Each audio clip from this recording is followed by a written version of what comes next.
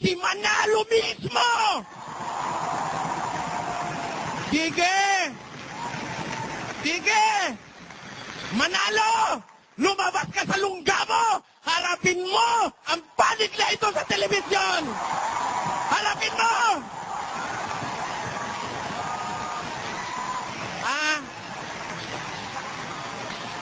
Ang ginagawa nyo, umuupa kayo ng tagangak-ngak na puro mga sinungaling, nagpupuputol ng tape para pag-iba-ibahin ang sentido sinasabi. Kung talagang lalaki kayo, lumabas ka Manalo, hinahamon kita, patutunayan ko.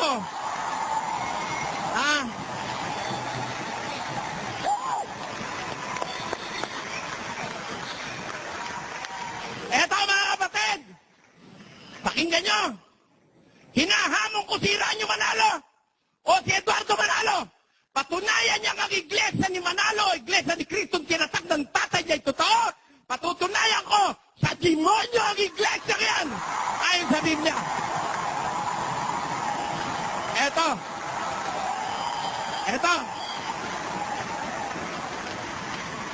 Para matigil na ito, paninira laban sa kapwa-tao ng mga ministro ni Manalo, haharapin ko kayo sa isang national television.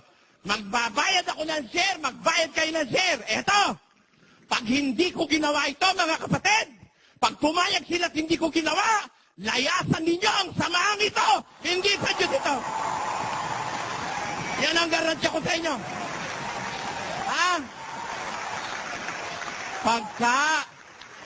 Pagka nangahas si Ranyo Manalo na lumitaw, tapos ako umatras, wag na kayong babalik dito. Hindi totoo ito.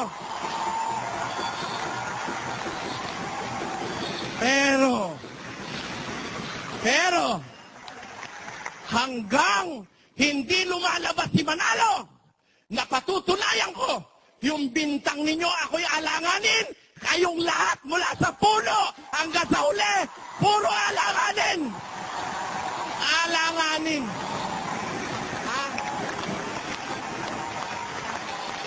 Mula sa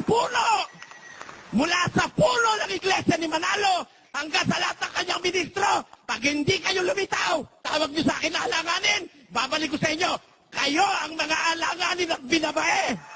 Yan ang masasabi ko.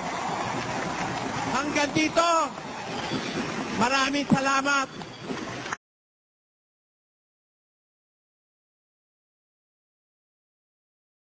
Kaya nga, sabi ng ating tagapamahalang pangkalahatan, ang sinasabi sa iyo, Mr. Soriano. Sandali ha? May hamon si Soriano, ang gusto niyang makalaban ang kapatid ni Ranyo Manalo.